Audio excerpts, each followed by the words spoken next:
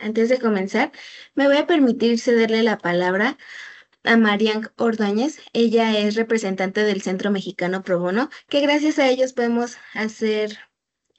llevar a cabo esta actividad. Marian, bienvenida.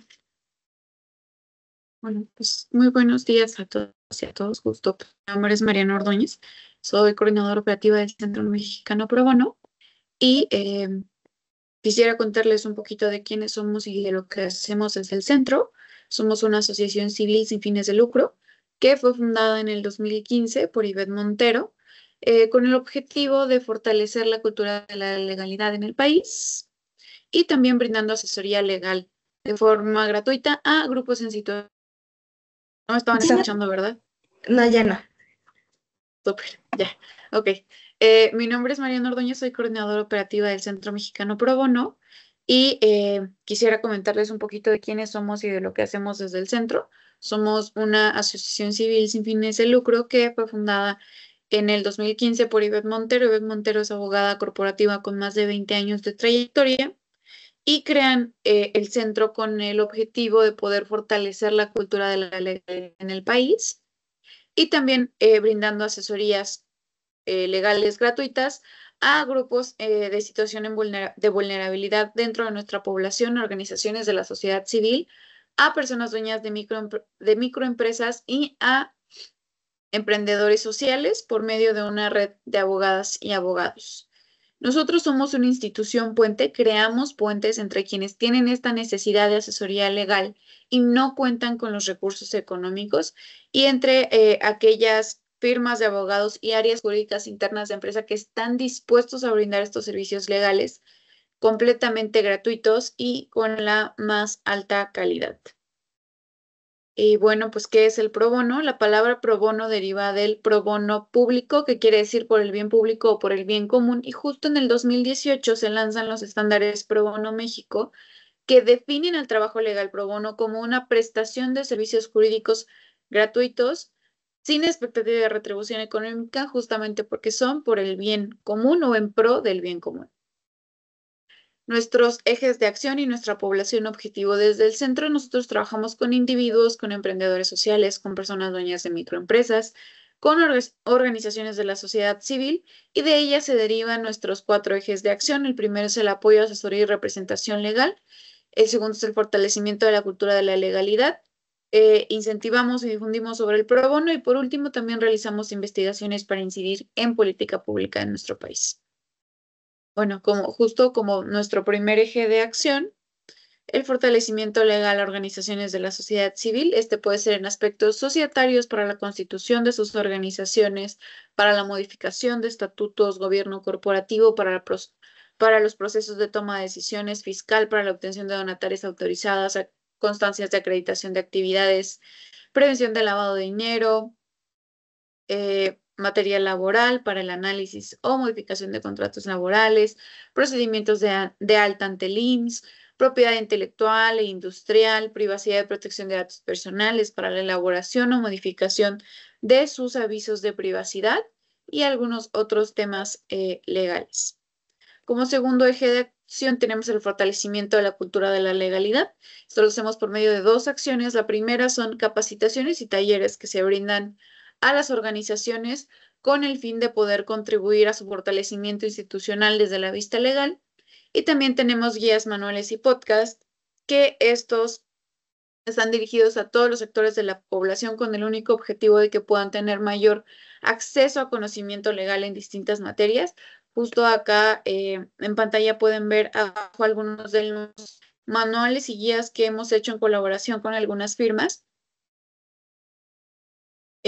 Y ahorita, como pueden ver en pantalla, esta es nuestra red de alianzas y colaboraciones con las cuales tenemos estas capacitaciones, talleres y algunos proyectos especiales.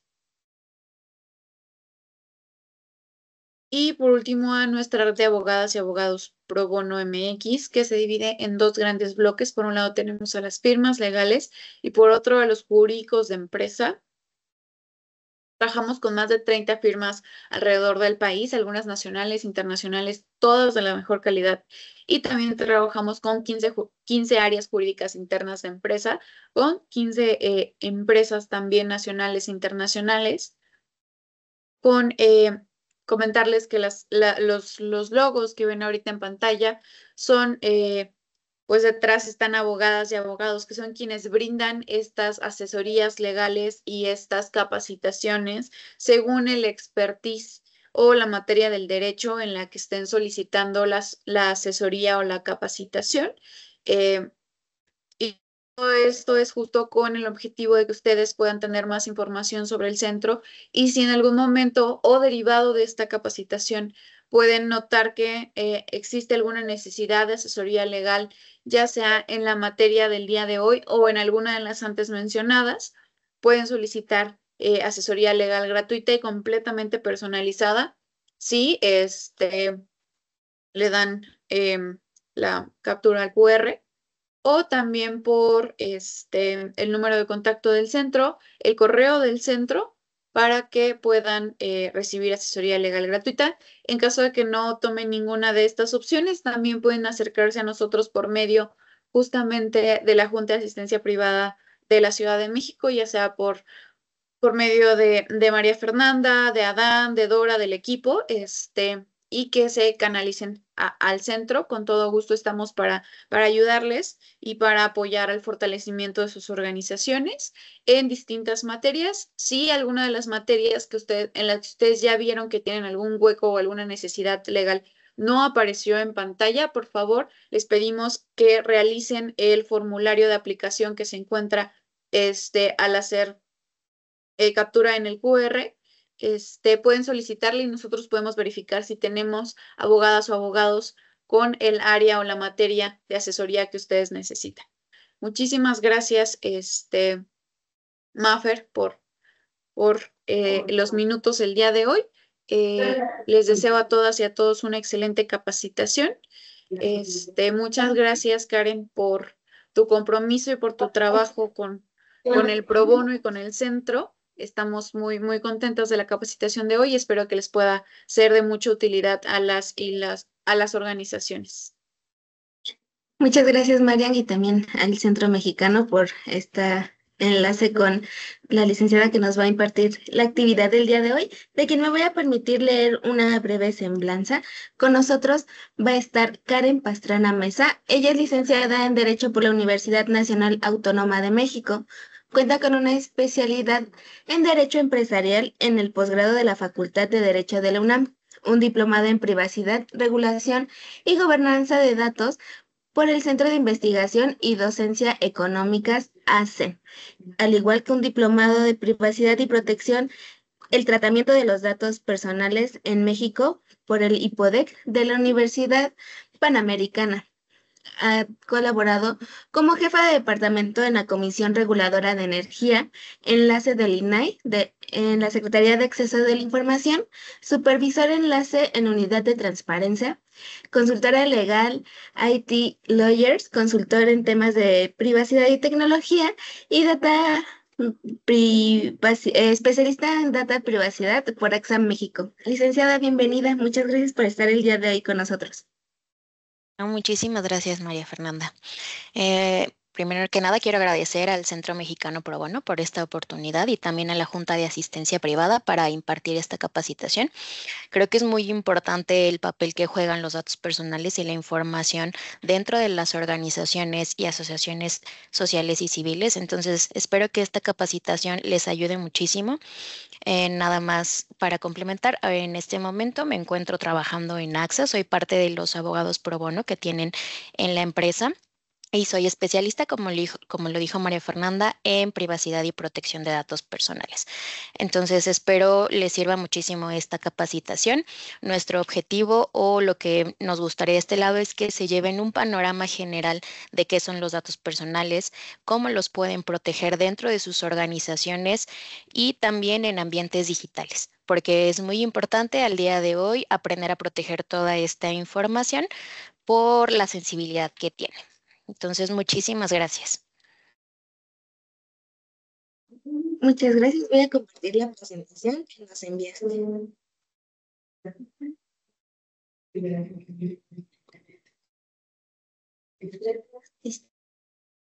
Perfecto. Hubo un ligero cambio nada más del título de la presentación, pero se van a abordar los mismos temas. Es en este caso protección de datos personales en entornos digitales. ¿Cómo lo vamos a desarrollar? La capacitación va a estar desarrollada en 2 módulos porque son 2 horas, entonces no queremos que ustedes se atasquen muchísimo de la información. Por favor, si tienen cualquier duda, cualquier comentario, lo pueden ir poniendo en el chat. Al final de la sesión vamos a tener un espacio de preguntas y respuestas y con gusto los voy a poder apoyar a todos en respuestas. Entonces podemos empezar. La siguiente, por favor. Primero, me gustaría que tengan como un panorama general. ¿Por qué es importante o por qué necesitamos conocer primero qué son los datos personales? Bueno, los datos personales son el principal activo dentro de sus organizaciones y asociaciones. ¿Por qué? Porque todo el tiempo están tratando con este tipo de datos para hacer sus funciones.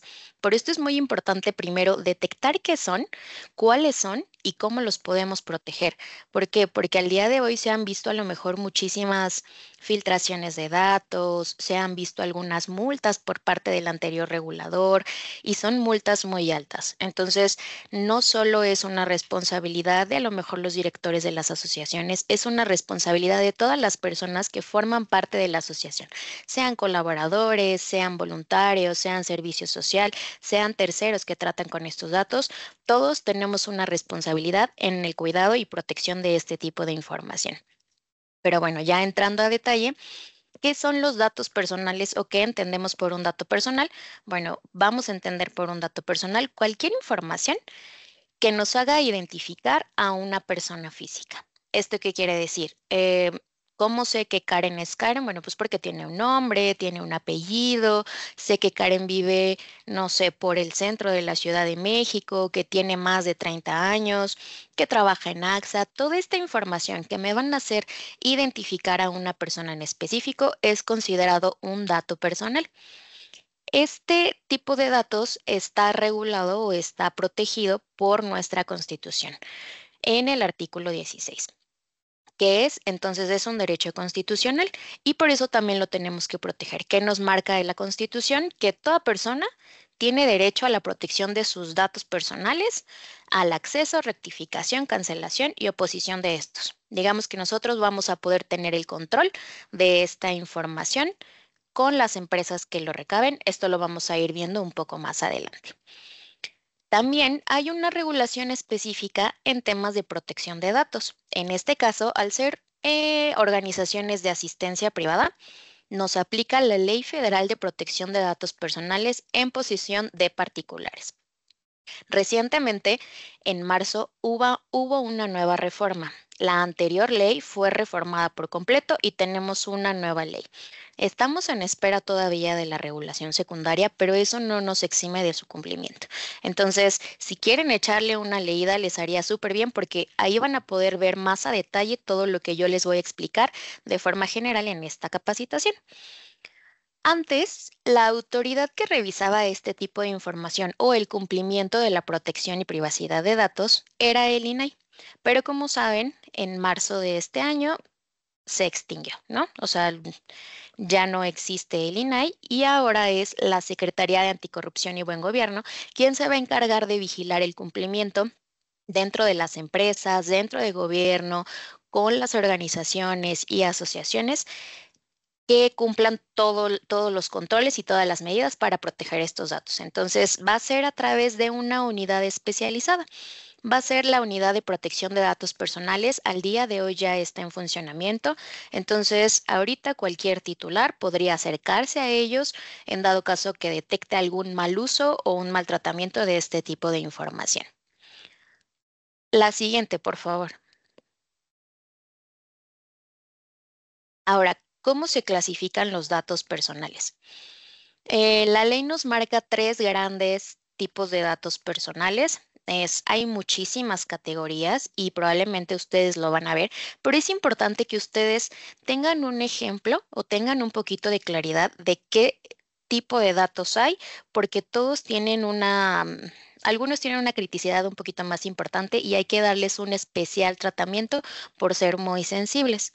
Primero nos encontramos con los datos personales. Digamos que estos van a ser, como lo señala, cualquier dato personal que nos identifique. Pero en esta categoría podemos encontrar toda esta información de identificación. Como podría ser, bueno, nombre, domicilio, RFC, correo electrónico, nacionalidad, fotografía, fechas de nacimiento.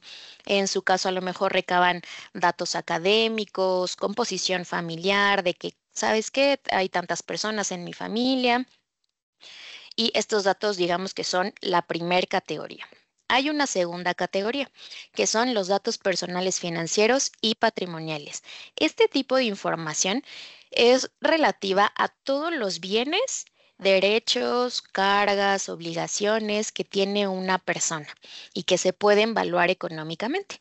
Aquí que podemos encontrar ingresos, egresos familiares, si existe algún tipo de bien, un número de cuenta bancaria, si hay un historial de donaciones o apoyos recibidos o el número de seguridad social. Digamos, nos va a hacer saber todo lo que una persona tiene y que tiene una valoración económica. Y hay una tercera categoría de datos personales. Este tipo de datos personales son llamados datos personales sensibles y tienen una categoría muy especial. ¿Por qué? Porque todo este tipo de datos afectan la esfera más íntima de los titulares o de las personas en general. ¿Por qué? Porque una utilización indebida de este tipo de información puede dar origen a discriminación, o algún riesgo muy grave. La mayoría de ustedes tratan con este tipo de información que es muy sensible y también por las labores tan buenas de apoyo que realizan. Entonces, siempre tienen que tener mucho cuidado si recaban este tipo de información. ¿Qué podemos encontrar aquí? Pues desde origen racial, étnico, que si a lo mejor forma parte de alguna etnia en especial, si a lo mejor habla alguna lengua, si tiene un estado de salud crítico, si a lo mejor tiene alguna enfermedad, ya sea pasada, presente o a lo mejor futura, si tienen a lo mejor estudios médicos, si tienen padecimientos, si tienen o medicamentos o saben qué tipo de medicamentos toman, condiciones de vulnerabilidad, por ejemplo, si forman parte de un grupo vulnerable, a lo mejor mujeres con temas de violencia, a lo mejor niños, personas con discapacidades. También podemos encontrar datos ideológicos, religiosos o de salud que necesiten ustedes para proporcionar sus servicios. También en algunos casos podría ser que tengan huellas dactilares, a lo mejor no, pero también algunos otro tipo de datos biométricos como el iris o incluso la voz también podría ser un dato personal sensible. En este caso también podríamos encontrar muchas veces la ubicación. La ubicación muchas veces puede ser un dato personal o de identificación o sensible dependiendo del contexto. Entonces, digamos que este es un panorama general de qué tipos de datos ustedes podrían encontrar.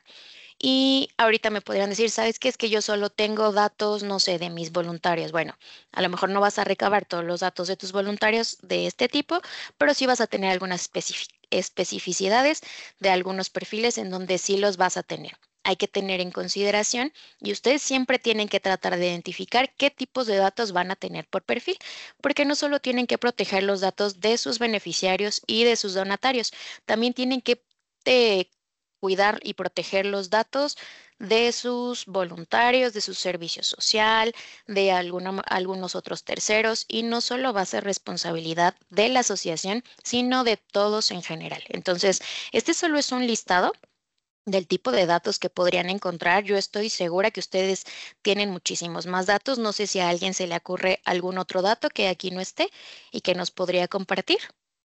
No, por el momento no se me ocurre ninguno. Ok, bueno. Muchísimas gracias. Igual también, si no quieren participar con vos, lo pueden escribir sin problema en el chat y lo leemos desde acá. Sí, Guadalupe comentó historial médico. Exactamente, el historial médico también contiene muchísimos datos personales sensibles y son muy importantes y hay que protegerlos. Erika También, Favela comentó datos físicos, altura, peso, talla. exactamente, también esos datos son de identificación y son muy importantes. ¿Algún otro? Ok. A ver, ¿en dónde todos ustedes como organizaciones podrían encontrar estos datos? ¿Por qué lo menciono? Porque muchas veces se cree o por desconocimiento piensan que únicamente son los datos que vamos a tener de forma física, pero no.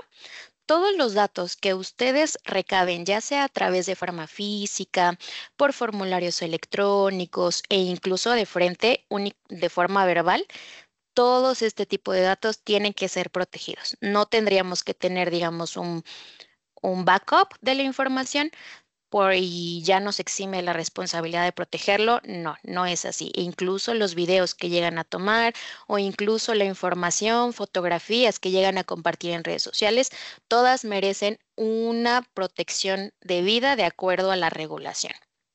¿En dónde podríamos encontrar este tipo de información? Bueno, en expedientes, ya sea de beneficiarios, donatarios, en formatos administrativos, como que, pues a lo mejor formatos de ingresos, solicitudes de apoyos o servicios, como el que comentó, por ejemplo, hace un momento Marián, registros de donaciones recibidas, a lo mejor ya tienen implementados sus avisos de privacidad y eso entraría como un formato administrativo, comprobantes de entregas de apoyos, si es que los realizan. También en otros documentos son documentos laborales. Este aplicaría para trabajadores, voluntarios, también servidores, sí, servicio social. Aquí que podríamos encontrar a lo mejor inscripciones a talleres, cursos, algunos certificados, los CVs también, los recibos de nómina. También podemos encontrar en redes sociales este tipo de información. ¿Por qué? Porque muchas asociaciones, organizaciones tienen que estar dando un seguimiento continuo en redes sociales para poderse acercar a muchísimas más personas, ¿no? Entonces, ¿qué hacen? Llegan a subir fotografías, llegan a subir algún tipo de dato con nombre, no sé, a lo mejor datos generales de alguna capacitación que realicen, de algún curso, a lo mejor de alguna plática. Ese tipo de datos también tiene que ser protegido. A lo mejor también a través de redes sociales, ya sea Instagram, Facebook, ustedes pueden recabar información porque la gente se acerca a ustedes para pedirles informes, ¿no? O a lo mejor si hacen alguna dinámica para que están rifando algo a beneficio de la organización, también ese tipo de datos los podemos encontrar en las redes sociales y también en los registros digitales. ¿Qué podemos encontrar en los registros digitales? Esta va a ser toda la información que se encuentre en computadoras, en Exceles, en bases de datos, en sistemas, plataformas, formularios web, y correos electrónicos, incluso WhatsApp. Toda la información que tengamos almacenada en la nube también forma parte de este tipo pues sí, de datos personales y contiene este tipo de datos. Entonces también tenemos que protegerlos y cada uno va a tener una medida diferente de control. ¿Alguien tiene algún ejemplo de algún otro tipo de documento en el que ustedes detecten que puedan encontrar datos personales? Creo que no veo el chat, pero Sí, no tenemos ningún comentario por medio del chat aún. perfecto. Si Sí, quieres, me lo acaban de seguimos. poner, perdón. Llamadas que se graben, expedientes de voluntarios y servidores sociales. Exactamente. Incluso las llamadas, porque la voz también es un dato personal, pueden ser datos personales y hay que protegerlos. Entonces, también expedientes de voluntarios y servidores sociales, mensajes en buzones, expedientes de alumnos, muy bien, de becados, las solicitudes de empleo, justamente. Como les comenté, no solo van a tener datos personales de los beneficiarios, también de los donatarios, si son personas físicas, y también de sus colaboradores internos, voluntarios, servidores sociales, cualquier perfil va a tener datos personales y hay que recabarlos y hay que protegerlos. También por aquí veo inscripciones, también, muy bien. Ahora, ¿cómo tratamos esta información? A veces nosotros utilizamos mucho el término tratamiento.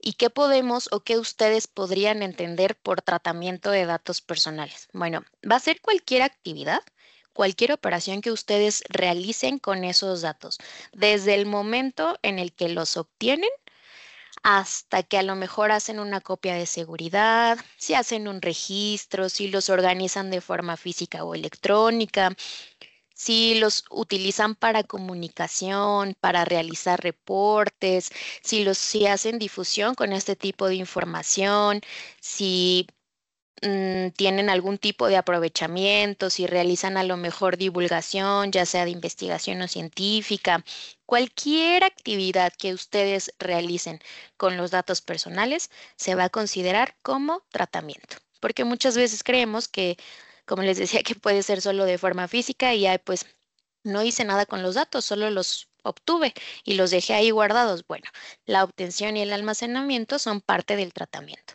Tienen que tener muchísima claridad en eso.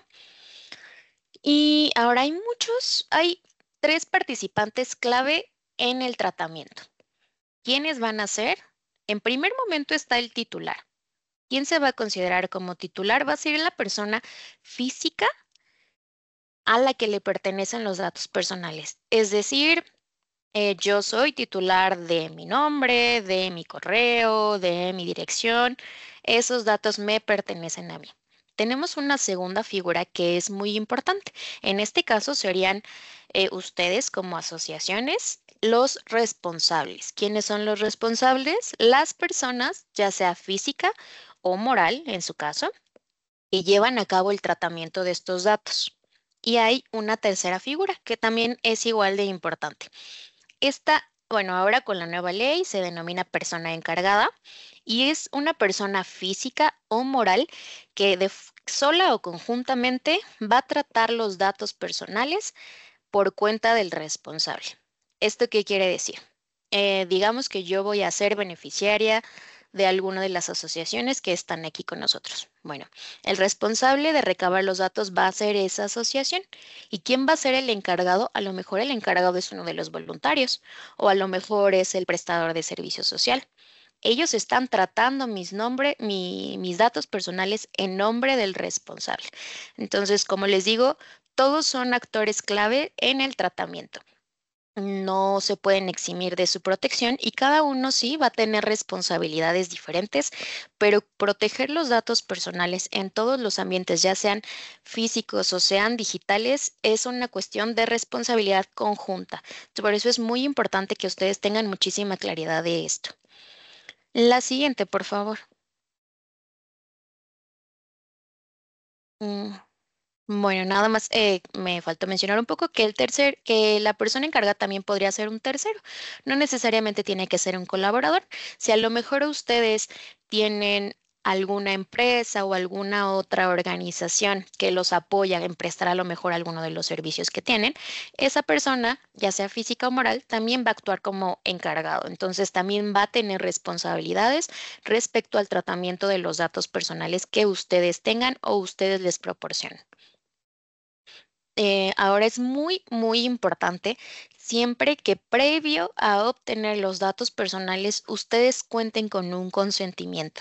¿Por qué? Porque así lo determina la ley y es muy importante que todos los datos personales que ustedes tengan sí cuenten con este consentimiento. Claro que hay algunas excepciones que tiene la ley, ¿no? En donde no será necesario recabar el consentimiento, pero la regla general es que ustedes tienen que obtener el consentimiento previo a recabar ese tipo de datos. Hay 3 tipos de consentimiento. Estos van a depender del tipo de datos personales que se van a obtener de los titulares.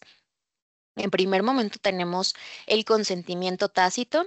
En este tipo de consentimiento únicamente lo podríamos obtener si ponemos a disposición del titular el aviso de privacidad y no encontramos ninguna manifestación u oposición para tratar ese tipo de datos, ¿no? digamos que este puede aplicar para los datos personales en general, digamos los primeros que vimos, que fueron los de identificación. El segundo tipo es el expreso.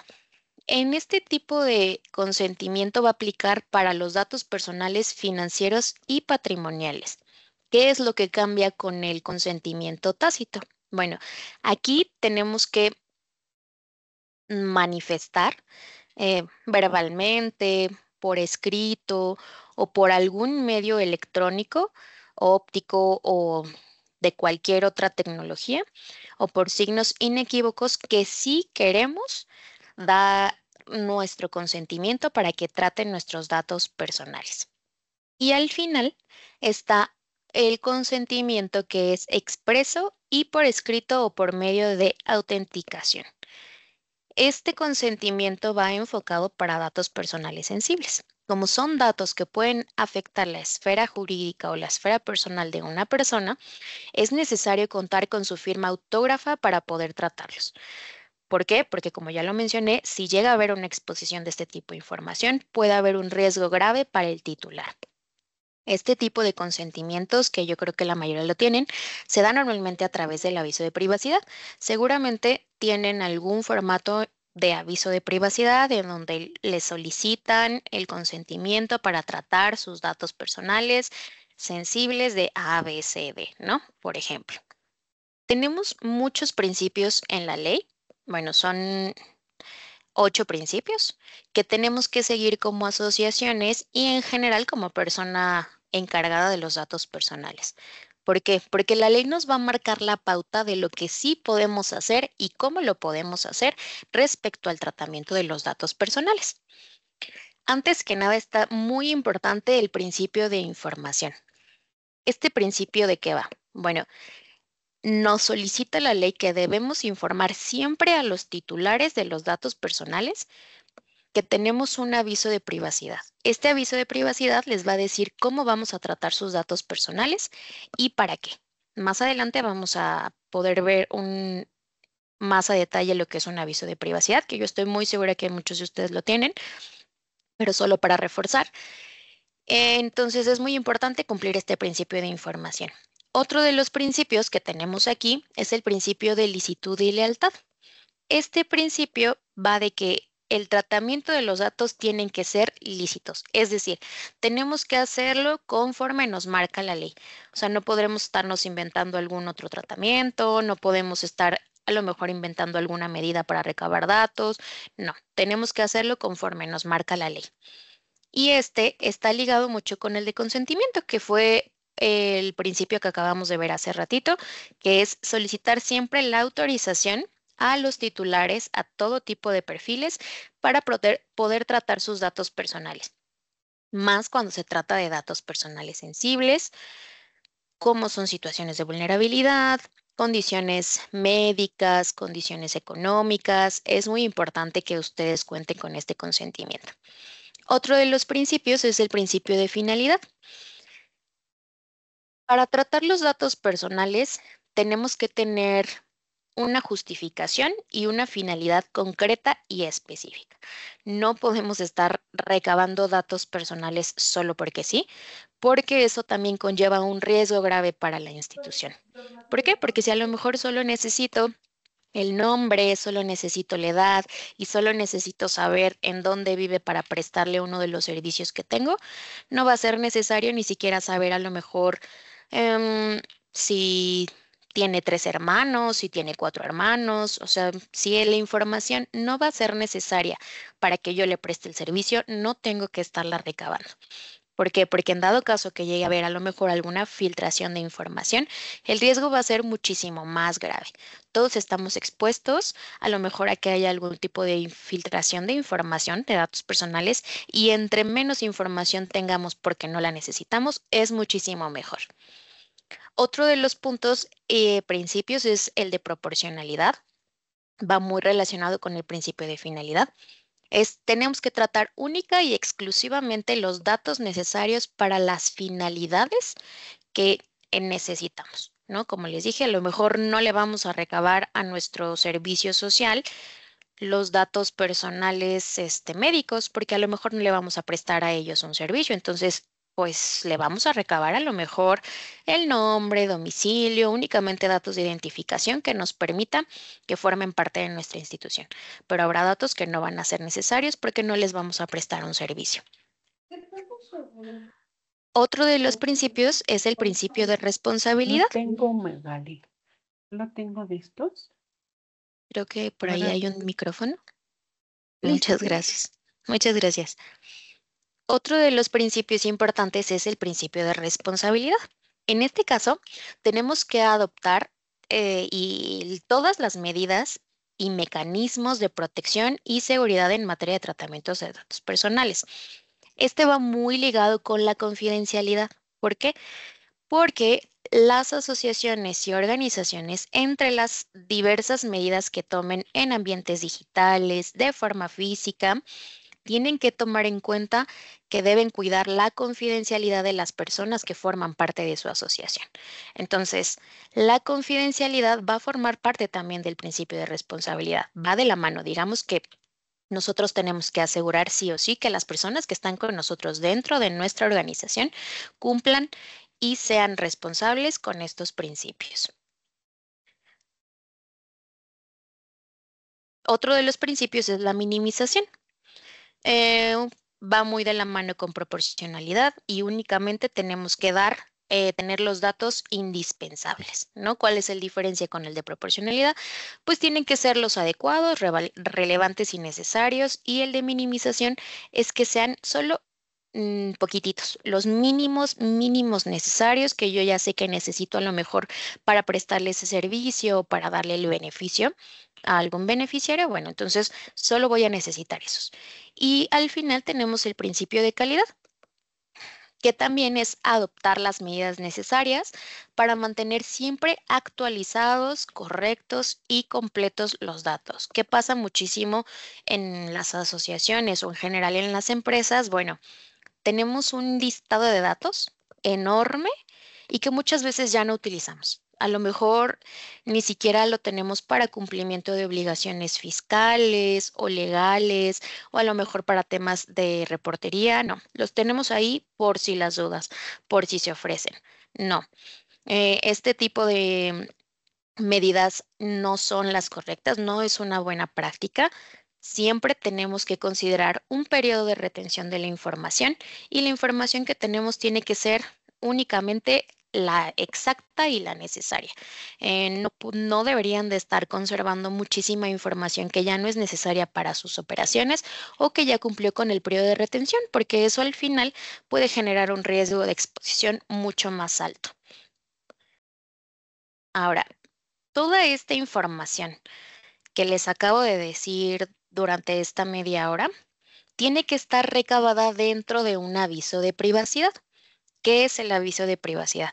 Es el documento que le va a decir al titular qué datos le vamos a recabar, quién lo está recabando, para qué lo estamos utilizando y cuáles son los derechos que tiene respecto a estos. Es muy importante en tema de privacidad de datos, es su principal documento. ¿Por qué? Porque aquí le vamos a decir al titular absolutamente todo lo que debería de saber sobre sus datos personales. ¿Cuál es la estructura que tiene este aviso de privacidad de acuerdo a la ley? Bueno, tenemos que poner o tenemos que tener sí o sí la identificación del responsable del tratamiento. Es decir, a lo mejor mi organización es, no sé, Fundación Patitos ADCB. Bueno, Fundación Patitos de ADCB es quien va a recabar esta información. Tengo mi domicilio aquí, a lo mejor tengo mis oficinas acá, tengo a lo mejor un número de contacto, un correo electrónico. Siempre tenemos que poner primero quién está recabando este tipo de datos. El segundo punto que debería de tener es el tipo de datos que vamos a recopilar. En este caso es importante hacer énfasis en que a lo mejor es muy necesario que tengan un aviso de privacidad por perfiles. ¿Por qué? Porque no va a ser la misma información que voy a recabar para mis beneficiarios, no va a ser la misma información que voy a recabar para mis voluntarios, ni tampoco las finalidades van a ser las mismas. Si ustedes solo tienen un aviso de privacidad para todos sus perfiles, probablemente tengan un aviso de privacidad enorme y también lo más probable es que no cumplan con las finalidades o con la regulación. Em, no vamos a recabar los mismos datos, por eso a lo mejor no sé si pongamos un ejemplo, vamos a tener un aviso de privacidad para beneficiarios. Bueno, Patitos ADSB va a recabar tus datos personales. ¿Qué datos te voy a recabar? Bueno, te voy a recabar tu nombre, te voy a recabar tu edad, tu talla, te voy a recabar enfermedades, porque a lo mejor yo te estoy prestando un servicio médico. Eh, ¿Y para qué? Bueno, te lo voy a recabar para darte el servicio, a lo mejor sí, para temas de marketing, de temas de difusión, a lo mejor ustedes recaban la información para hacer investigación, ese va a ser otro de los propósitos y va a ser muy diferente a si yo, Karen Pastrana, le recabo los datos a las personas que laboran conmigo, porque le voy a recabar a lo mejor número de cuenta, datos financieros y para qué se los voy a recabar. Pues para el tema de nómina, para hacer su contrato, su expediente laboral, para lo mejor que brinde capacitaciones, va a ser muy diferente. Entonces se sugiere que tengan avisos de privacidad por perfiles para que no les pase que si lleguen a tener alguna revisión de la autoridad, no estén cumpliendo a cabalidad con la ley. Regresando un poco a la estructura, como ya dije, también tenemos que encontrar los propósitos de tratamiento. Aquí podríamos encontrar la apertura de expediente, a lo mejor para brindar asistencia, brindar acompañamiento, etcétera. También tenemos que encontrar los derechos que tenemos respecto a esta información. ¿Cuáles son estos derechos? Son los derechos denominados ARCO y son acceso, rectificación, cancelación y oposición. Este tipo de derechos, todos como titulares de los datos, los tenemos ante empresas, organizaciones, cualquier persona física o moral que recabe mis datos, me tiene que brindar estos derechos. Y aunque no me los brinde por ley y que está establecido en la Constitución, yo los tengo.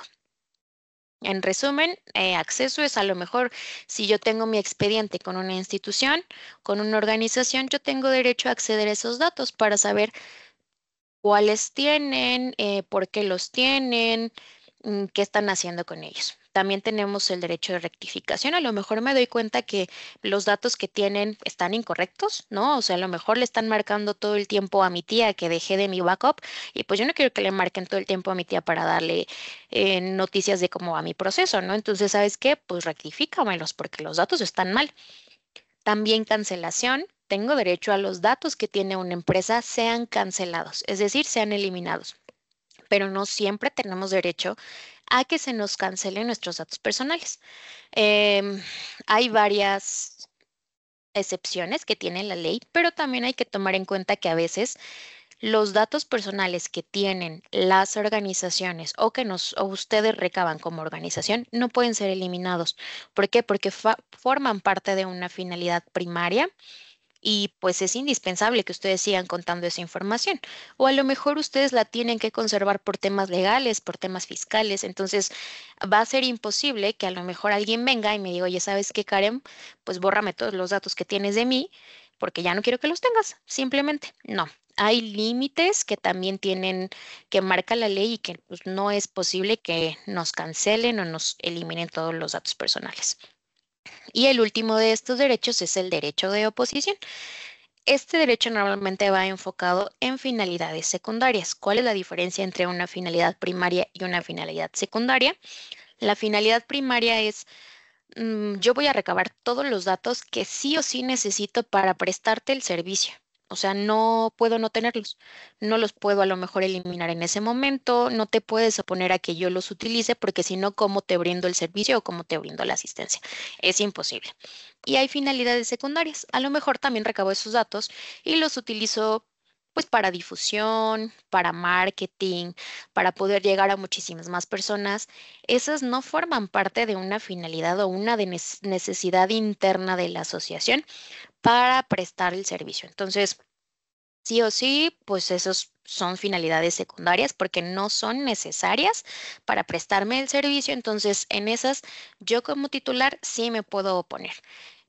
Son temas normalmente de marketing, a lo mejor ya no quiero que me sigan llamando, a lo mejor no quiero que me estén ofreciendo sus servicios como parte de esa asociación, que normalmente yo sé que en este caso no pasa mucho porque más bien ustedes son quienes reciben solicitudes o reciben información, pero de todos modos tienen que tener un poco de claridad de que existe este derecho y si en algún momento les llega, ustedes tendrían que actuar conforme a la ley. Y al final, tenemos que tener establecido internamente siempre un proceso de cómo vamos a ejercer este tipo de derechos, ¿no? Hay muchísimas asociaciones que tienen ya determinado, ¿sabes qué? Si necesitas acceder a alguno de estos derechos, existe una solicitud, descárgala aquí. A lo mejor pídemelo únicamente por correo o sabes qué, tengo habilitado un chat. Esto ya depende de cada una de las asociaciones, pero también siempre tienen que tener este requisito dentro de sus avisos de privacidad. Ahora ya tenemos uno de los controles principales, que es el aviso de privacidad, pero existen muchísimos controles que ustedes deberían y tendrían que tener para controlar este tipo de información. Controlar, proteger y cuidar este tipo de información.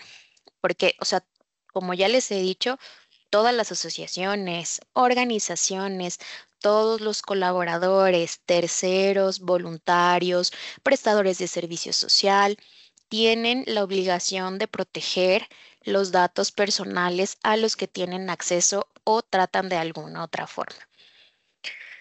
¿Para qué? Bueno, para no exponer a personas vulnerables, porque la mayoría de ustedes tratan con personas que están en situaciones de muchísima vulnerabilidad, entonces hay que tener muchísimo cuidado con eso. Prevenir y mitigar todos los riesgos de fuga de información o un mal uso de este tipo de información. A lo mejor se da mucho que no tienen un control y no saben a lo mejor cuántas bases de datos tienen, quién tiene acceso a las bases de datos tan sensibles que tienen. De repente alguien ya se llevó su base de datos con sus beneficiarios o con sus donatarios. O sea, tienen que tener muchísimo cuidado en eso. También porque, ¿para qué? Para evitar los daños en la reputación e imagen de la asociación. Y no solo de la asociación, sino también de colaboradores y voluntarios, porque creo que todos hacemos en este tipo de asociaciones una labor muy importante. La confianza que depositan en ustedes es muy, muy importante y entonces tener algún tipo de filtración de esta información puede generar un riesgo reputacional muy grave. Y también, pues, para evitar sanciones ante las autoridades. Anteriormente, el INAI realizó muchísimas multas y sanciones a diversas organizaciones y las multas, la verdad es que son muy altas, van de millones de pesos. Entonces, ahorita no sabemos cómo la nueva autoridad va a hacer las revisiones, pero ya está en funcionamiento. Entonces, si a lo mejor algún beneficiario o alguien detecta que ustedes hicieron un mal uso de esta información o que hubo alguna fuga, ya puede ir con la nueva autoridad y podrían iniciarles una investigación. Entonces, tienen que también tener mucho cuidado porque no va a ser solo un riesgo reputacional, puede ser un riesgo legal, un riesgo económico y también un riesgo ético importante. ¿Cuándo tenemos que proteger esta información o cuándo tenemos que aplicar estos controles? Bueno, todo el tiempo. O sea, desde el momento en el que obtenemos los datos hasta el momento en que los eliminamos, tenemos que cuidar y proteger este tipo de datos. ¿Por qué? Porque hay una cadena, hay un ciclo que lleva todo el dato personal.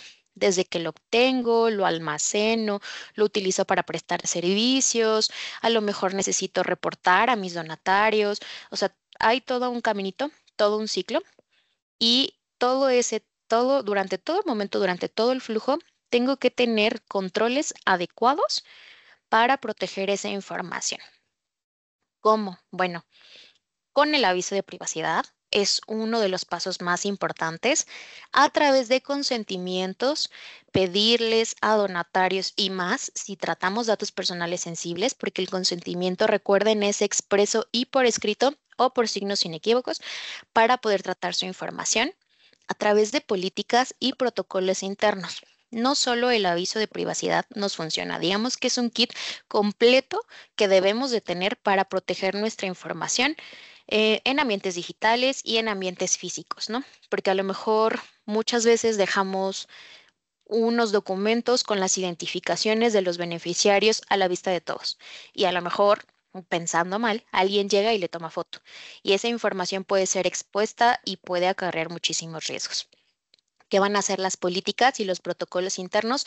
Darnos pauta de qué debemos hacer como colaboradores, como servidores de servicio social ante este tipo de información, y a lo mejor también vamos a tener los protocolos en dado caso de que haya una fuga de información. Digo, creo que nadie quiere que haya una fuga de este tipo de información, pero siempre es mejor estar preparado.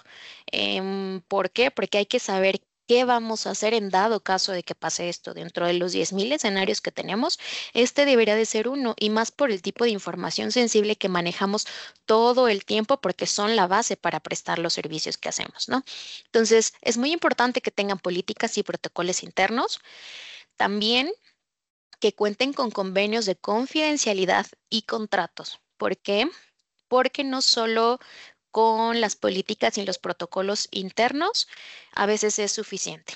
Tenemos que tener convenios de confidencialidad con colaboradores, servicio social, prácticas profesionales, incluso en los contratos que tenemos a lo mejor con terceros que nos brindan ciertos servicios, tenemos que tener cláusulas de protección de datos personales, de privacidad y además de confidencialidad, porque la información que tenemos no podemos ir divulgándola todo el tiempo. También tenemos que tener control de accesos digitales, porque la mayoría, ahorita yo creo que ya la mayoría utiliza muchos medios digitales para resguardar la información, para hacer difusión.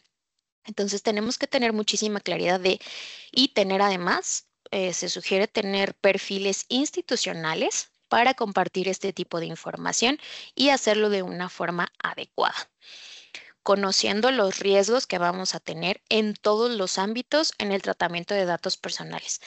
Yo no espero que les pase a ustedes ningún tipo de filtración, pero sí tienen que conocer todos los riesgos asociados que hay al hacer publicaciones en redes sociales, por ejemplo, porque los controles van a ser muy diferentes a los que tienen establecidos a lo mejor en su asociación. No sé, a lo mejor si es un documento físico en la asociación voy a tener bajo llave la información sensible y bueno, solo alguien va a tener una llave, ¿no?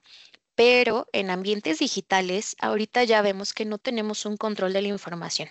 O sea, aunque yo lo tenga a lo mejor en mi perfil particular, alguien le toma una captura y ya lo subió a cualquier otra red social que está abierta. Entonces hay que tener muchísimo cuidado con eso. La siguiente, por favor. Ahora, veo que ya son las 11. Si quieren, dejamos unos 5 o 10 minutos para hacer un pequeño receso y ya entramos de fondo al tema que es redes sociales o protección de la información en ambientes digitales. Perfecto, licenciada. Si le parece, nos vemos aquí a las 11:10 para dar 8 minutos de descanso, ¿le parece? Sí, perfecto. De todos Perfecto, modos, si quieren, entonces, aprovechen para poner sus dudas en el chat, si hasta el momento ha sido clara la información, si a lo mejor les gustaría que ahondara en algún otro tema en específico, vayan por favor poniendo sus dudas y de este lado les voy echando un ojo. Ahora, ya recapitulando un poquito, ya conocemos qué son los datos personales. Tenemos un ejemplo claro de qué tipo de datos personales podemos encontrar en nuestros registros, ya sean físicos o electrónicos, cómo los podemos tratar y algunos de los controles que vamos a poder tener para proteger este tipo de datos, así como cuáles son cuáles son los actores claves dentro de este tratamiento.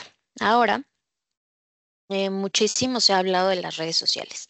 Los ambientes digitales hoy en día son muchísimo más complicados que antes. ¿Por qué? Porque todos tenemos acceso a redes sociales y hay muchísimas personas que se les hace muy fácil compartir este tipo de información muy sensible sin consentimiento previo y además dando muchísima información que tal vez puede hacer localizable a alguien. Entonces, ¿Qué tenemos que tomar en cuenta siempre que hacemos alguna publicación en redes sociales o utilizamos algún tipo de tecnología? Bueno, siempre hay que ver el tipo de cuenta que tenemos. A lo mejor tenemos una cuenta institucional y a lo mejor en el caso de voluntarios, de colaboradores, utilizan una cuenta electrónica o una cuenta digital personal. En este caso que se sugiere, bueno, las instituciones deberían de tener una cuenta institucional. En primera, eso les va a dar muchísima más tranquilidad frente a beneficiarios y donatarios, porque van a estar como una institución y no como una persona. Entonces, eso nos puede dar también confianza frente a los beneficiarios, donatarios, pero también nos va a ayudar dentro de la asociación, dentro de la organización, a tener un poquito más de control del tipo de información que compartimos.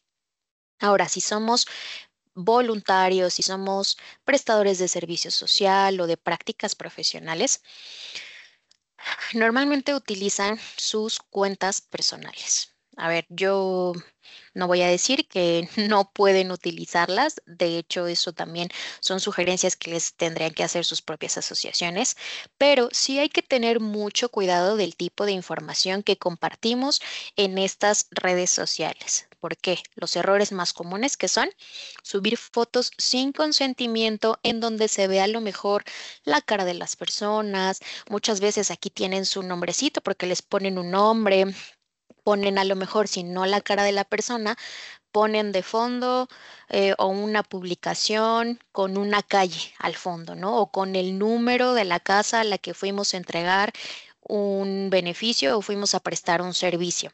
Y también a lo mejor hay niños pequeños, hay que tener muchísimo cuidado porque son grupos vulnerables. Compartimos las ubicaciones en tiempo real, normalmente ya sea institucional o personal, porque esto pasa muchísimo en los dos tipos de cuentas. De este lado lo hemos visto mucho, de que ahí estamos en la colonia Tránsito, al lado de la carnicería, prestando el servicio a la señorita ABCD que tiene tantos años y que está aquí por temas a lo mejor de violencia. Entonces, en el ánimo de ayudar y a lo mejor de hacer que otras personas se sumen al apoyo o que pueda tener un poquito más de difusión todo lo que hacemos, lo estamos haciendo mal. Estamos compartiendo información que no deberíamos de estar compartiendo y que es información que subimos al momento. No pensamos porque a lo mejor nuestro ánimo es ayudar, ¿no? Hacer que todas las demás personas vean lo que estamos haciendo bien y cómo ellos también pueden apoyar, pero muchas veces lo hacemos sin tomar en cuenta la privacidad de las personas a las que estamos apoyando, de los beneficiarios. Entonces, hay que tener muchísimo cuidado. Tampoco otro error que normalmente vemos de este lado es que utilizan los nombres completos o datos sensibles. Y a lo mejor ni siquiera es necesario hacer del conocimiento de la sociedad en general que le dimos un apoyo a Juanita Pérez. O sea, a lo mejor es suficiente con decir que a lo mejor en tal colonia brindamos a diversas personas el servicio médico o que fuimos a entregar regalos a personas con discapacidad y lo dejamos abierto, ¿no? También otra de las cosas que normalmente pasa con las redes sociales es que no tienen contraseñas seguras ni tienen un registro de acceso a este tipo de redes sociales. ¿Por qué? Tienen contraseñas muy inseguras de 3, 4 caracteres y no tienen ni siquiera a lo mejor un carácter especial que normalmente te solicita una red social.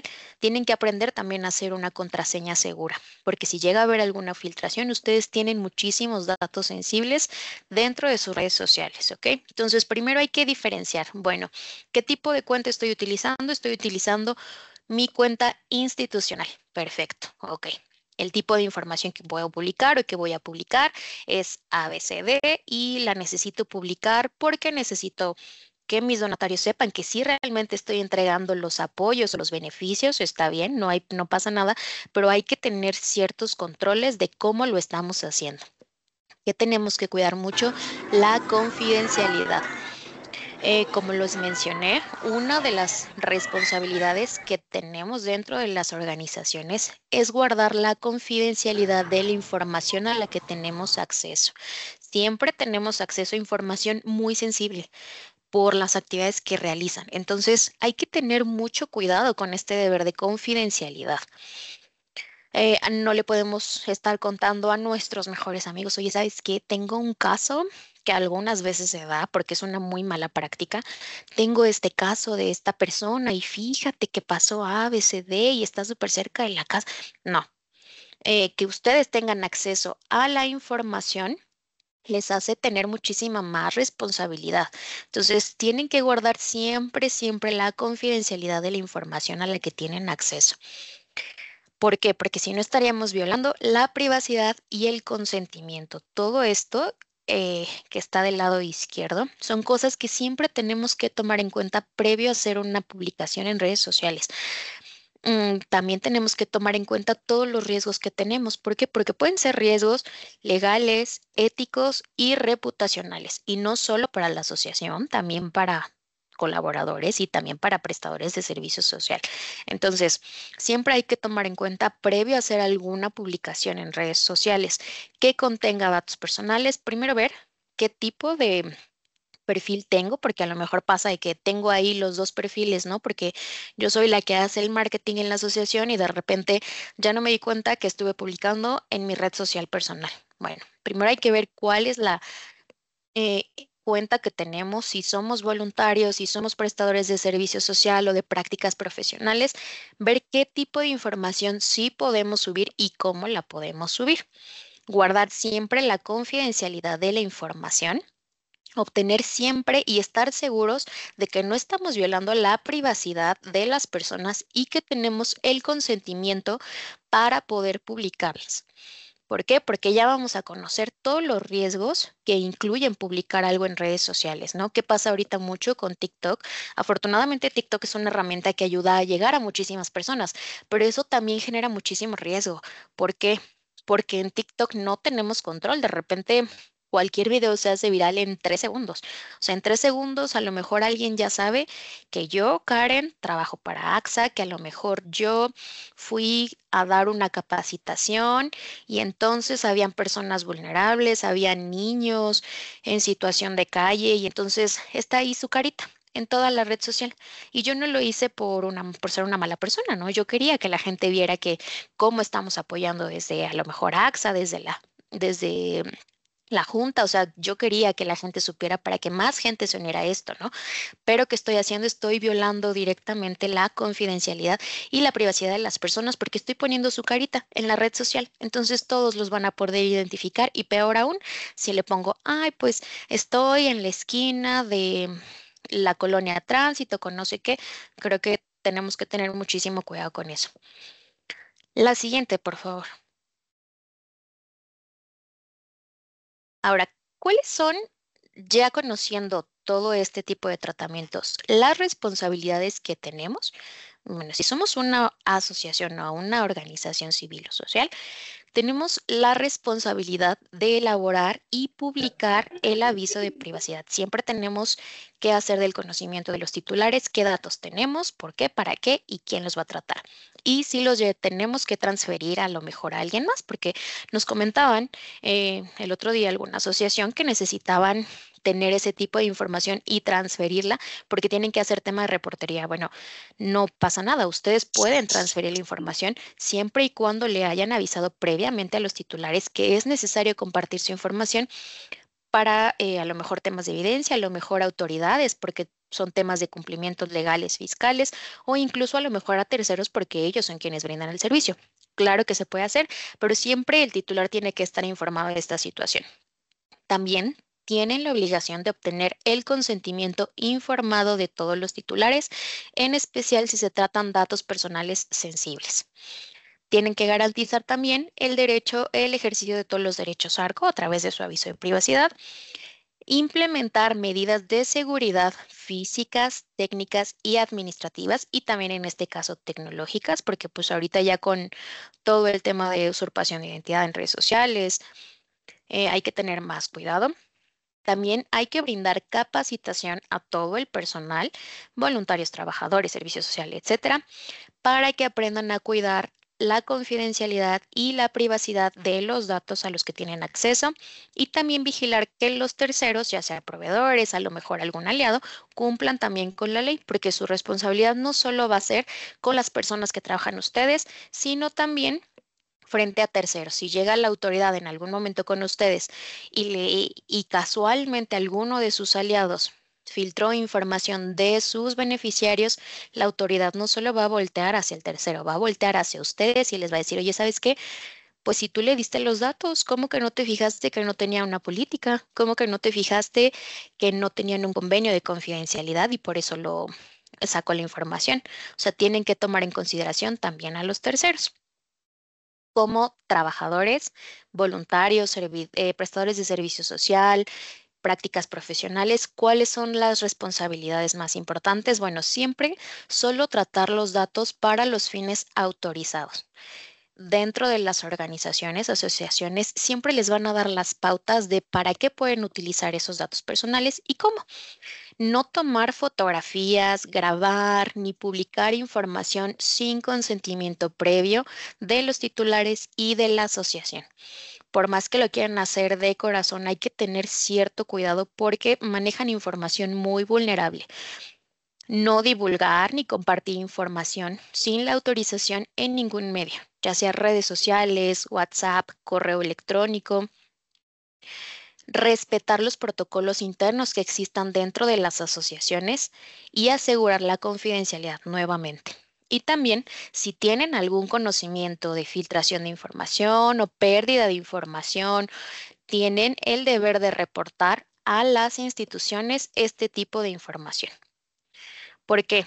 ¿Cuáles podrían ser las consecuencias si somos una asociación o una organización? Bueno, hay sanciones legales muy importantes. Puede haber una mala reputación y pérdida de confianza también, no solo con sus beneficiarios, a lo mejor si es un tema de vulnerabilidad de niños de la calle, los niños a lo mejor ya no se quieren volver a acercar con ustedes, ¿no? Si somos trabajadores, voluntarios, prestadores de servicio, bueno, ¿qué podría pasar? Que nos remuevan del cargo, que haya alguna consecuencia legal y o administrativa y también un tema reputacional, porque si se hace viral, imagínense, no sé, todos nos dimos cuenta que Karen filtró información de personas en situación de vulnerabilidad y trabajaba en tal asociación. Bueno, ya nadie va a querer colaborar con Karen. Entonces, no solo la asociación va a tener mala reputación, sino nosotros también podríamos ganar una mala reputación, que nos puede tener consecuencias a futuro. La siguiente, por favor. Ahora, les traje aquí un caso práctico, creo que todavía tenemos un poquito de tiempo. Les voy a explicar un poquito el caso y si ustedes quieren, alguien me puede decir algún riesgo legal, reputacional y ético que ustedes encuentren dentro de esta publicación. A ver, digamos, en este caso, una voluntaria de una asociación que atiende a víctimas de violencia familiar publica en su cuenta personal de Instagram una foto grupal que toma durante una sesión de apoyo emocional. En la imagen aparecen varias beneficiarias, algunas con sus rostros visibles, y en el pie de foto se describe: orgullosa de acompañar a estas valientes mujeres que han sobrevivido a situaciones terribles. Hoy hablamos de cómo reconstruir nuestras vidas, hashtag no más violencia, hashtag apoyo psicológico. Digamos que este es el panorama general y este es el caso. ¿Cuáles son algunos de los riesgos legales, operativos, incluso reputacionales o éticos que ustedes podrían observar de esta publicación que a primera vista se ve muy bien, ¿no? O sea, todos diríamos, está haciendo una labor muy importante, pero no está cuidando a lo mejor los detalles. ¿Alguien quisiera aportar algo? Creo que veo una manita levantada. Adelante, Jimena. Hola, buenos días.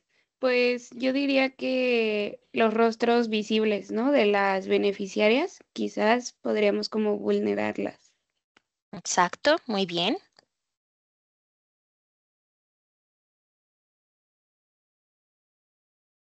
Veo otra manita, creo. Adelante, Magdalena. Pues también creo que se está exponiendo a la persona a que sepan la situación que tuvo que pasar, ¿no? Y sobre todo que si viene de un entorno de violencia y demás, quizás es algo que no había compartido con otra gente y pues le van a preguntar, a lo mejor si lo ven sus familiares o personas cercanas a esa persona, pues ahora van a saber la situación que vivió. Exacto, muy bien. Veo otra manita levantada, pero creo que ya no puedo ver quién. Adelante, quien tenga su manita levantada. Ruby Sauceda, por favor. Adelante, Ruby, creo que tienes tu micro apagado o no te escuchan. En lo que Ruby compone su audio, tenemos también la manita levantada de Ernesto Abundis. Adelante, por favor, Ernesto. Hola, ¿qué tal? Buenos días. ¿Sí me escuchan? Sí, Sí. Yo creo que también la parte, hay que cuidar la parte en las fotografías, cuando en una parte de nuestra ropa se encuentra el logo de la empresa, ¿no? También podemos eh, ver que no publiquemos ese tipo de fotografías, ¿no? exacto, también. También es algo que tenemos que cuidar y a lo mejor no lo había mencionado, pero Ernesto tiene muchísima razón. A veces simplemente con identificar el logo de alguna de nuestras asociaciones o empresa podemos identificar a una persona, ¿no?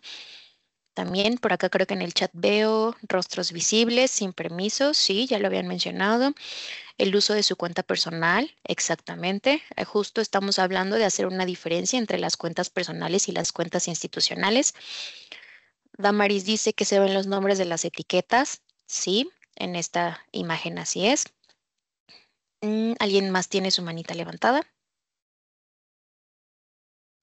Sí, adelante, María Cristina. Sí, hola, buenos días. Creo que también es fundamental ahí, sobre todo el rostro, si estamos hablando de mujeres que han sido violentadas, pues que a lo mejor puedan ser testigos, no sé, de algún acto ilícito y por medio de este tipo de publicaciones las puedan identificar. Muy valiosa también tu aportación. ¿Alguien más? Ok. Sí, Eric Arturo tenía también su manita levantada.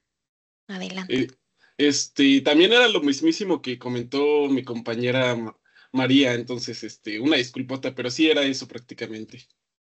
Muy bien, muchísimas gracias. Y aquí Rubí ya nos puso que más allá de la situación de vulnerabilidad de las personas a quien se apoya, este tipo de publicaciones las vulnera más. Así es, hacer rectivimizar a las personas. Entonces también es muy importante cuidar eso. Ahora sí, podemos ir a la siguiente, por favor. Aquí también Daniel nos comenta, la voluntaria también se pone en riesgo si el violentador le identifica. Ese es alguno otro de los riesgos que podemos justamente identificar, porque no solo se pone en riesgo a ella, a la asociación y a la persona, o sea, nos ponemos vulnerables nosotras mismas y no sé, a veces pasa mucho que a lo mejor en este caso el violentador está más cerca de nosotros de lo que sabemos. O sea, hay que tener muchísimo cuidado de qué publicamos, cómo lo hacemos y qué tipo de datos estamos publicando. Ahora, haciendo una recapitulación de lo que ustedes me compartieron, ¿qué podemos encontrar en algunas consecuencias legales? Bueno, estamos violando los principios de licitud, consentimiento y finalidad, porque los datos que recabamos a lo mejor no los recabamos para darlos a conocer a alguien más o hacer difusión. Entonces, estamos para empezar violando algunos principios que están establecidos en la ley.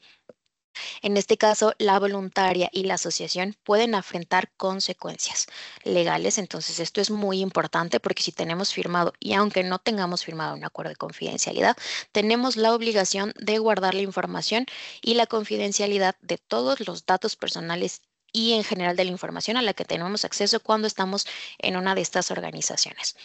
Y también, pues, la asociación puede enfrentar alguna sanción como multa o algún otro tipo, a lo mejor lo bloquean ante la autoridad. Entonces, como les comenté, el INAI anteriormente estaba haciendo multas muy graves y más por el tipo de datos que se llegan a filtrar, que son información sensible. Hay que tener muchísimo cuidado con esto.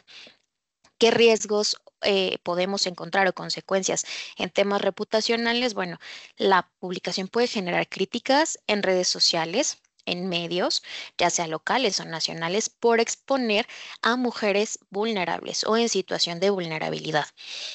A lo mejor algunos donantes o aliados estratégicos que tenemos van a cuestionar la ética que tenemos dentro de la organización y también lo más importante es la confianza que tengan las beneficiarias. A lo mejor se va a ver afectada, como bien lo decían en algún momento, pues Muchas personas a lo mejor no quieren que se dé a conocer su situación y entonces, ¿sabes qué? Pues mejor ya no vuelvo a ir a este tipo de eventos, porque imagínate, todo el mundo se va a enterar y yo no quiero en este momento, ¿no?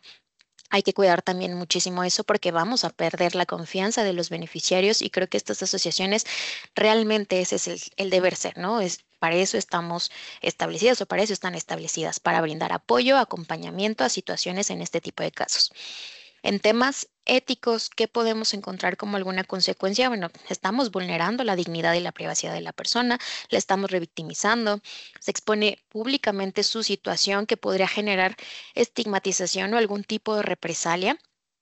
Y pues en este caso, la voluntaria, aunque con una muy buena intención, porque parece una publicación en general que pasa mucho, ¿no? Que observamos y decimos, bueno, yo estoy apoyando.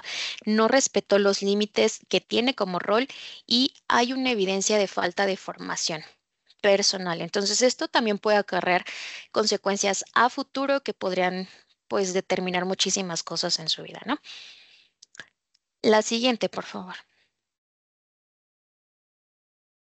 Pero ahora, entonces no puedo publicar nada. O sea, realmente no puedo publicar nada, realmente no puedo difundir fotos. ¿Cómo le voy a hacer para que la gente realmente crea y vea que mi asociación sí está haciendo lo que tiene que hacer, sí está dando los beneficios, sí estamos aportando más a la sociedad? ¿Cómo los donatarios se van a dar cuenta? ¿O cómo puedo hacer para que otras personas nos ayuden en este proceso si yo soy voluntaria y quiero dar a conocer el servicio que hago y además esto va a apoyar a la asociación y a muchísimas personas? ¿Cómo puedo llegar con mis servicios a más personas? Bueno, hay muchísimas recomendaciones que ustedes sí pueden seguir para poder publicar información o publicar fotografías en ambientes digitales. ¿Cómo? Siempre traten de utilizar un lenguaje respetuoso y neutral. Soliciten siempre o consideren siempre que tienen que tener la autorización por escrito para publicaciones con fotografías. La mayoría de las asociaciones ya tienen alguna carta de autorización para hacer uso de la imagen. Esto es muy importante porque sí pueden tener la fotografía de la persona siempre y cuando esta persona les haya autorizado expresamente que sí pueden utilizar su fotografía, ya sea en redes sociales o ya sea para temas en sus páginas web, ¿no? Se puede, claro que se puede, siempre y cuando ustedes hayan obtenido la autorización de las personas para poder hacer difusión de, pues, su carita, ¿no? Ahora, ¿qué tenemos que evitar? Etiquetas geográficas o nombres completos y en general cualquier dato que nos permita identificar a la persona, ¿no? Porque muchas veces damos santo y seña realmente de dónde estamos. He visto muchos videos ahorita en TikTok de chicas, voluntarios o en general personas e incluso también de las mismas asociaciones que apoyan, no sé, van a pintar una casita y graban todo el camino desde que se suben al metro, llegan al lugar. En el video aparece el número de la casa, aparece en la parte de atrás. No ponen la ubicación, pero en la parte de atrás aparece, está entre calle A y calle B, y yo ya le puse hashtag Iztapalapa, ¿no? Entonces, bueno, muy fácil encontrar la calle Juanito Pérez en Iztapalapa, que está entre esta y esta otra calle. No, o sea, a lo mejor un solo dato no me va a permitir identificar a Karen, pero si yo ya sé que Karen vive, o sea, está en Iztapalapa, entre tal calle y tal calle. Su número de casa es la 36. Y además le acaban de pintar, es la única calle de la casa que acaban de pintar. Bueno, yo ya voy a saber en dónde vive Karen. Entonces, a lo mejor solo por saber su nombre no voy a saber, no voy a poder llegar a Karen, pero con todos los demás datos asociados, claro que la voy a identificar. Siempre hay que separar lo personal de lo institucional. Tengan mucho cuidado de qué tipo de cuentas utilizan, de cómo van a estar publicando la información. Si son asociaciones y tienen cuentas institucionales que lo manejan a lo mejor servicio social, configuren los controles de privacidad para que ustedes puedan tener un seguimiento de qué se publica, cómo se publica y con quién lo publican. También hay que evitar mostrar rostros o información sensible. Muchas veces a lo mejor es una capacitación y no necesariamente necesita aparecer la cara de las personas, ¿no? Si la tomamos desde atrás, lo podemos hacer. O sea, oye, Karen, ¿y qué pasa si medio se le ve la carita? No pasa nada. De hecho, hay una ley que también conjunta con esta, que es de protección de datos, que es la Ley Federal de Derechos de Autor. También te marca algunas pautas para poder utilizar la información o la imagen de una persona. Entonces, ¿puedo tomar foto de un evento muy grande? Sí, sí puedo. A lo mejor medio se le ve la cara, pero no me va a permitir identificarla completamente, ¿verdad?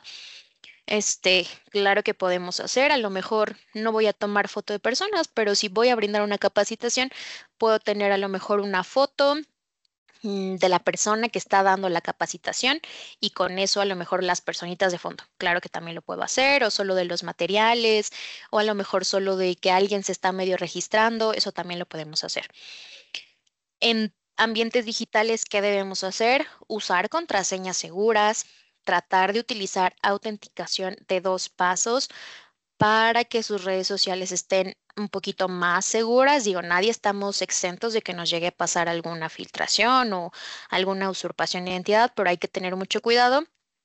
Las mismas redes sociales tienen apartados específicos donde les pueden decir cómo hacer mucho más seguras sus redes sociales. En temas de correo electrónico, perdón, pueden tener más control de quién accede a sus datos, cómo lo comparten, a través de qué medios, para que ustedes tengan un control y vayan detectando roles y responsabilidades. Si llega a haber algún tipo de filtración, ya sepan cómo salió, de dónde salió, a lo mejor quién tuvo acceso y puedan tener como toda esta información y generar ciertos reportes que a veces nos pide la ley. Y ya para que nos dé un poquito de espacio para preguntas y respuestas, ¿cuáles son las conclusiones o qué nos gustaría que ustedes se llevaran? Bueno, que todos los datos personales es información que haga identificable a un usuario. Usuario, llámese colaboradores, beneficiarios, donatarios, etcétera, cualquier titular. Que todo tratamiento de datos tiene que estar sujeto al consentimiento del titular, pero hay algunas excepciones que están previstas por la ley, que en este momento no fuimos a fondo, pero en la ley las pueden encontrar. Que todos dentro de la asociación, colaboradores, voluntarios, prestadores de servicio social, prácticas profesionales, están obligados a guardar la privacidad y confidencialidad de los datos personales y de toda la información que tengan acceso. Su deber de confidencialidad no está limitado a los datos personales. Si tienen acceso a ingresos de la institución, si tienen acceso a las donaciones, ustedes también tienen la obligación de guardar la confidencialidad de todo ese tipo de información. No debemos compartir datos personales bajo ningún medio, ya sea digital, físico o electrónico. Siempre hay que verificar que previamente ya obtuvimos el consentimiento, ¿no? Porque a lo mejor yo soy voluntaria y yo no voy a obtener directamente el consentimiento de algún beneficiario, pero pues tengo que asegurar que la asociación ya obtuvo el consentimiento, ¿no? Que tenemos que tomar como asociaciones medidas físicas, técnicas y administrativas para proteger la privacidad de los datos personales.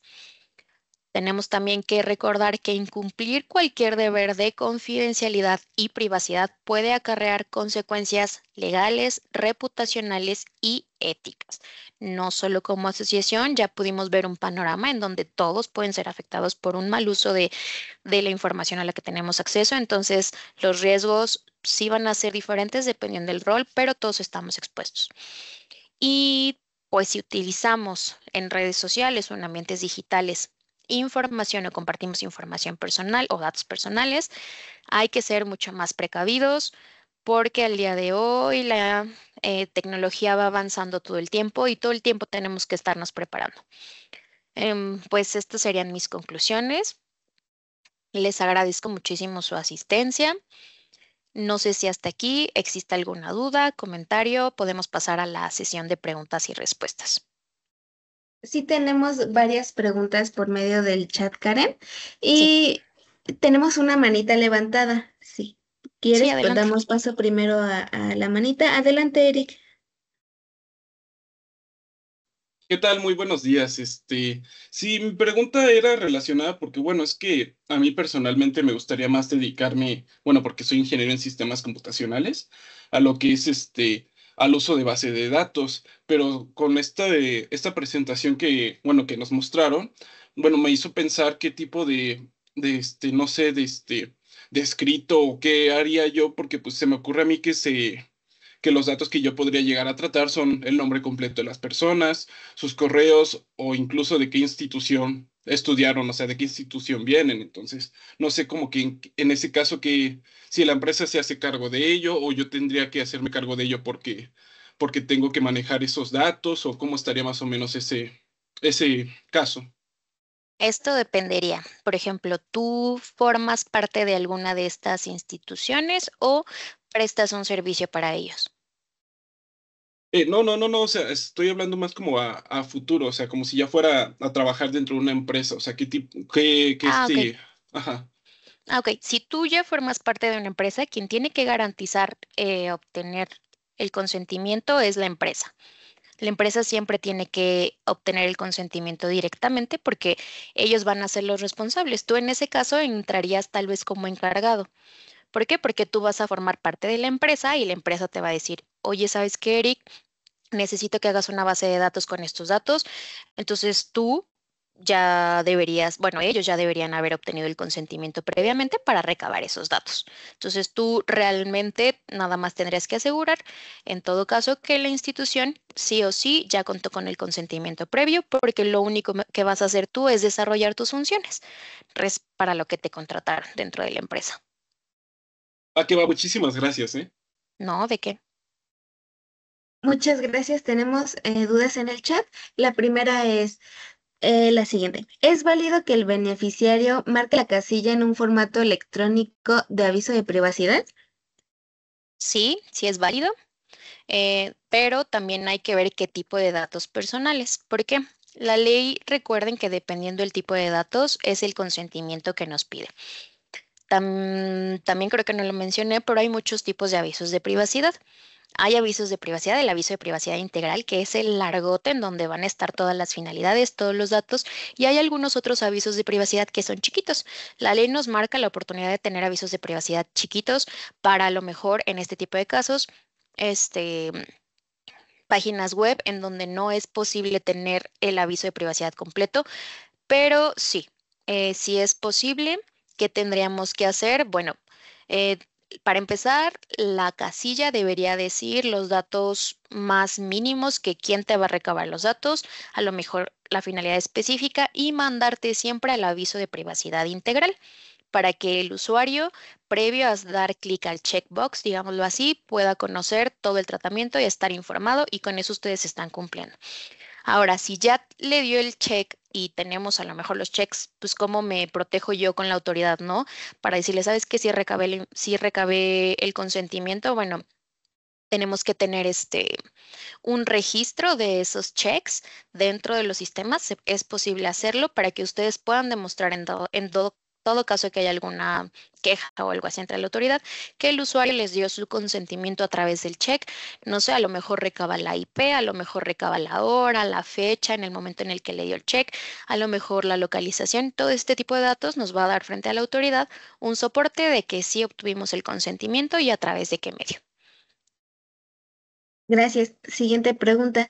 En el caso de datos personales de menores de edad, ¿es válido que quien ejerce la patria potestad autorice el tratamiento de sus datos a través de marcar una casilla en un aviso de privacidad electrónico o debe de otorgar el consentimiento expreso mediante la firma del aviso? ¿Cuál es el mecanismo de signos inequívocos? Ok. Sí es válido que en este caso, si son menores de edad, recordemos que siempre un representante legal, padre, madre o tutor, debe dar el consentimiento. También en este caso para el tratamiento de los datos. Si ustedes ya tienen identificado que la persona es padre, madre, tutor o representante legal, puede hacerlo, puede marcar esa casilla, y si no son datos personales sensibles, no hay ningún problema con ese tipo de check, lo pueden solventar. Gracias.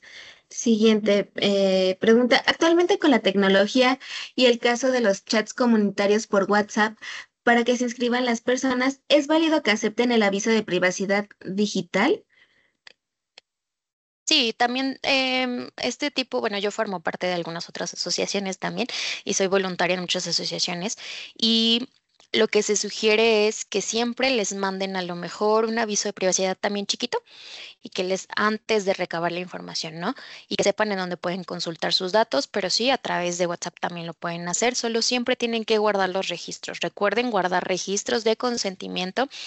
Si es por WhatsApp, bueno, también hay que tener un registro, una captura de pantalla, para que nosotros podamos tener un soporte como institución de que sí obtuvimos el consentimiento y siempre y cuando, recuerden, no sean datos personales sensibles. Como voluntarios normalmente no nos piden datos personales sensibles, pero incluso he visto algunos chatbox que te marcan justo, así como comentaban anteriormente, un checkbox, acepto o no acepto, y te manda el aviso de privacidad completo.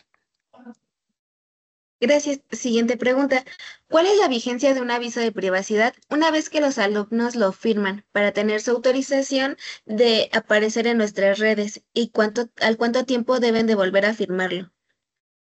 Es que aquí hay que diferenciar. Una cosa es el aviso de privacidad y otra cosa es la autorización para hacer uso de su imagen. El aviso de privacidad, si lo firmaron, no tiene una fecha de caducidad, a menos que hayan cambiado alguna de las finalidades o alguno de los datos. Entonces ahí sí tendríamos que recabar nuevamente. Y otra cosa es la carta de autorización para hacer uso de su imagen.